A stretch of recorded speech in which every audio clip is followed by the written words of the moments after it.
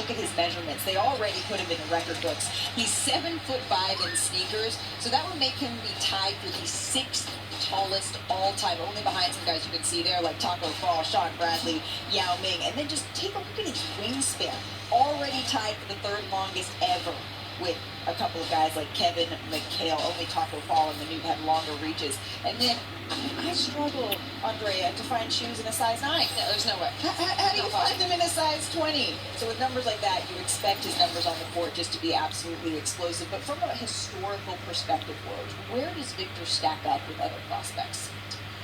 Malika, Victor Wembanyama may not only be the best draft prospect in NBA history, he may be the most advanced prospect in the history of professional team sports.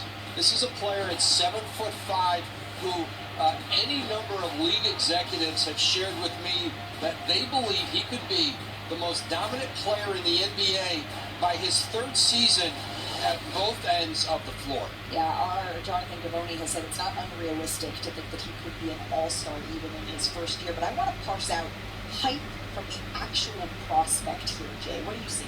I don't think it's hype. I think it's facts.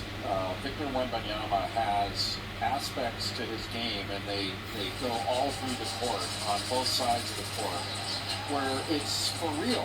I mean, if we were talking about, Usain Bolt, and we go, how quick does he get on the block, or how fast, just watch him run. It's the game over.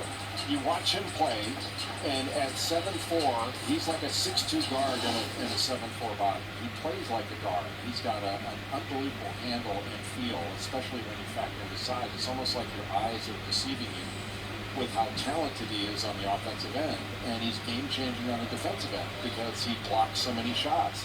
He played in the same division as Rudy Gobert did in France, and Rudy Gobert in 27 games blocked 53 shots. In 34 games, Victor Wembanyama blocked over 100.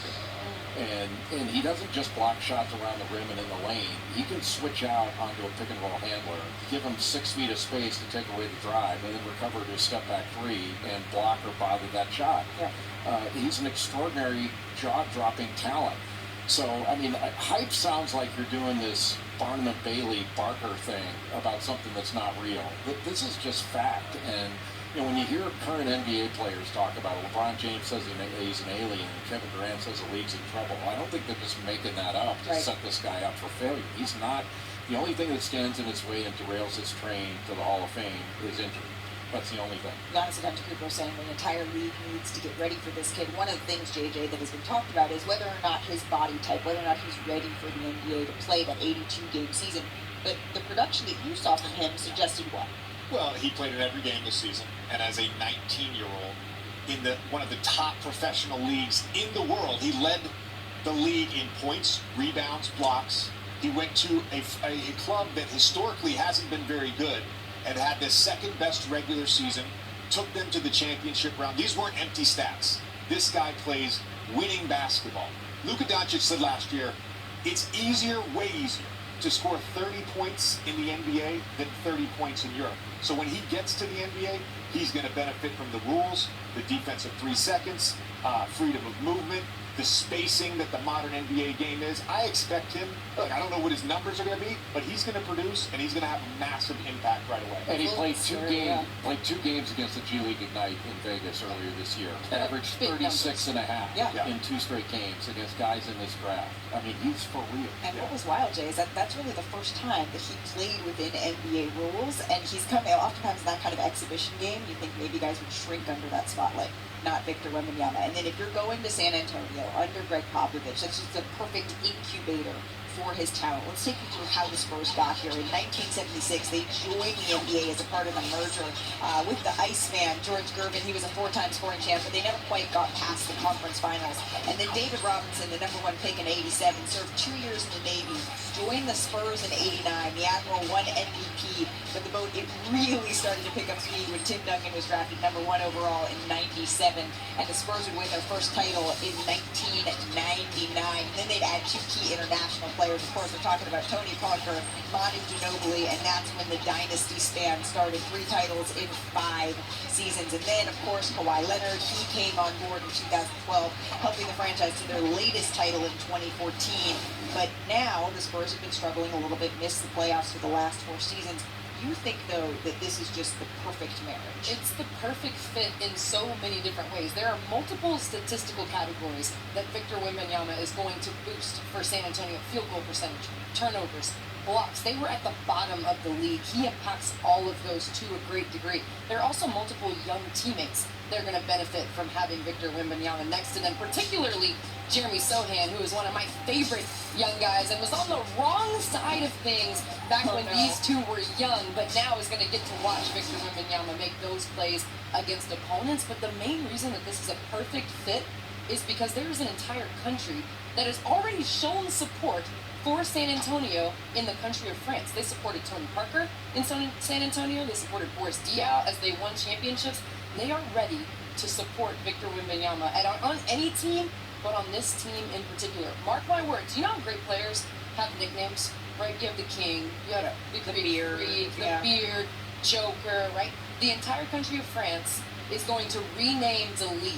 Trademark it, put money on it, they're going to call the league the WNBA. They're going to start to call the league the WNBA. Now that he is here, it's happening, I'm calling it.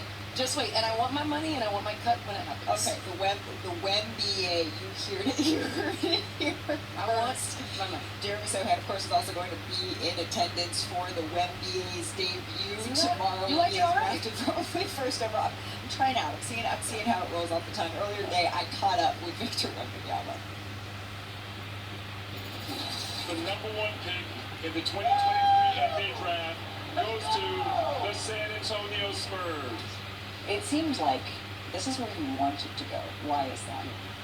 As a basketball player, professional basketball player, I know and I hear a lot of stuff, a lot of information about the NBA, how it works. I talk to some players. I know the culture isn't the same everywhere, and I think the place that matches me the most is San Antonio. You said it matches you. What about it matches you? The expectations, the work ethic. I can't dream of anything better. The future is now. Revolutionary. The future is now. Being the best prospect since LeBron James, maybe being a better prospect than LeBron James. If none of that is pressure, what is pressure to you? It's not something I feel. I never feel like a weight on my shoulders. At the end of the day, I'm just playing basketball. I'm following the court. It's just a game. But it's more than just titles and degrees and this kind of stuff. It's all the ethics, the work ethic, but also the work of the mind, training your mind. I got really, really high expectations for myself. I'm trying to not make anything down. I don't like to say I want to build a legacy or be the greatest, right now. It's a work that's done every day. What are you looking forward to more? Dunking on somebody in the NBA or your first big block? I'd say dunking on somebody. For me, blocks happen multiple times a game, but dunking on somebody, it's really like, it's hard to do, dunking on somebody. What's your message to San Antonio Spurs fans as you head them? I just feel lucky, and I just want to thank them for already showing so much love. Ever since I came to the States, I've seen that I can have impact that I couldn't before. I hope I'm gonna give them as much fun as I can. It's much fun. My dad used to have a saying, the most important thing is to have fun, but winning is more fun than losing. Oh, for sure. That's the goal at San Antonio. Of course. Thank you, Victor. Yeah, thank you.